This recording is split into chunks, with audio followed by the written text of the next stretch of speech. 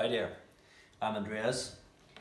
A couple of days ago I saw Second Life Bikes video about the cheap bike challenge that was originally invited by Mullet Mechanics, and I thought that's brilliant. That's exactly what I need, because it will force me, or will give me a reason to complete one of my bike builds until the end of February. So brilliant! I decided, yes, that's my thing. Let's do this.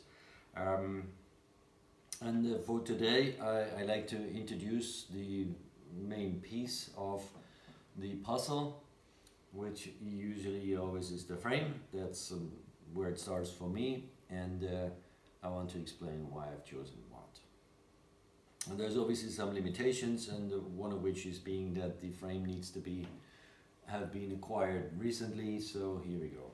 That was my two options. Let me first of all talk about the black frame that I will not choose to go forward with. This is a Cotter's Racing Team, which is probably from the 1922 onwards.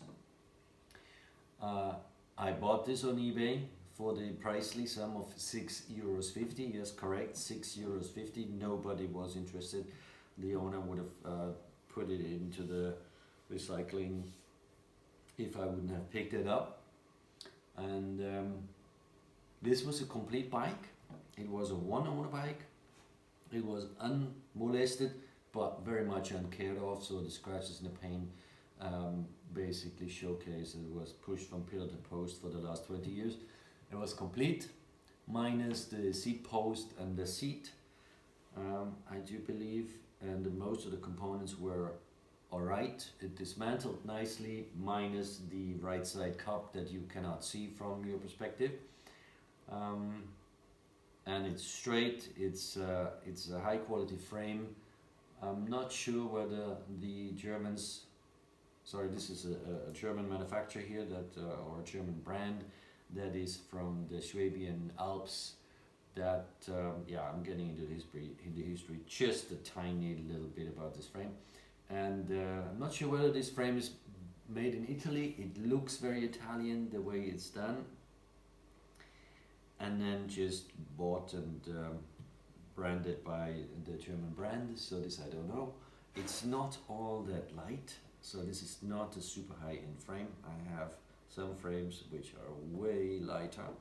I'm guessing about 2,200 or even more. I should weigh it, all right? And this is actually lighter here, the Atala. So,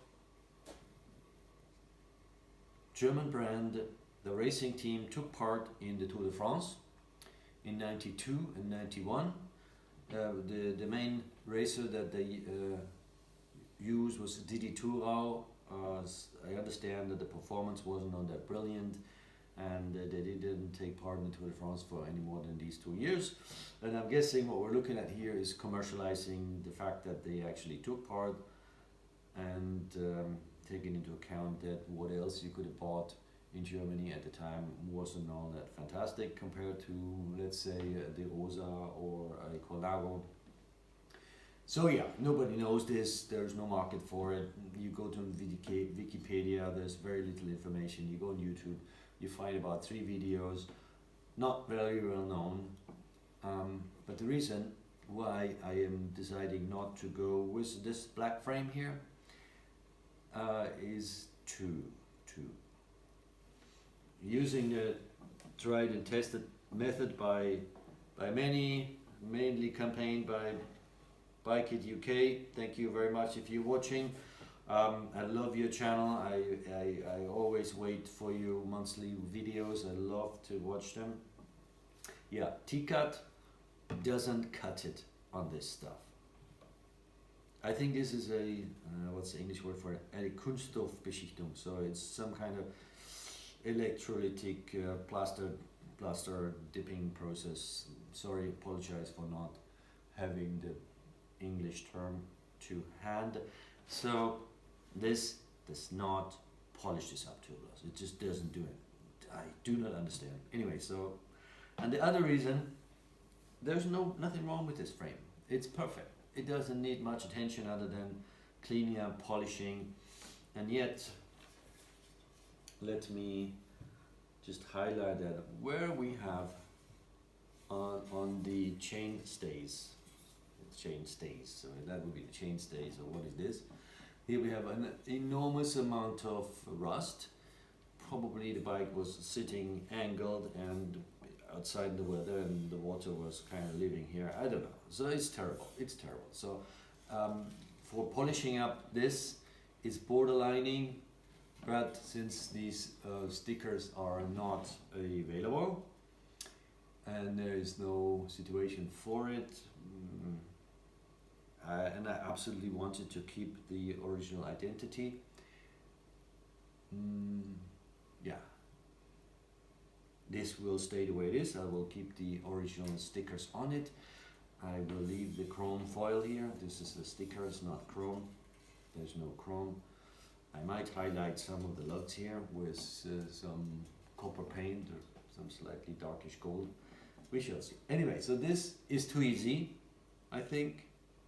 This is definitely not what Second Life Bikes is about.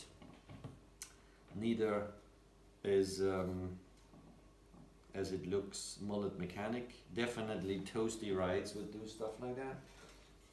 It's much more a basis for a totally cheap end solution similar to what Bike It UK will do. So let's put this aside. I will build this, but not for this challenge. And also another problem. This frame deserves components which you cannot justify that the final build will cost £150. This is not going to work. I have all the bits and bobs somewhere, so I will do it. So it brings us back to this one here. Now let me take you out of the stand, and then I can focus on what's the story here in a minute. Here we have a abandoned, complete bicycle, almost complete, but there was absolutely nothing usable on it, minus the fork that I already used for another bicycle. What else? Oh, I kept all the original stuff in the bottom bracket because I haven't really taken the effort yet to figure out whether this is Italian or whether it has an Italian of which diameter. I'm not sure, so I kept on it. So there will be a challenge. But there's loads of challenges here. So this is really a difficult patient here, and that's why I decided this is brilliant. Let me go there. Let me fix this. Now, let me take you out of this.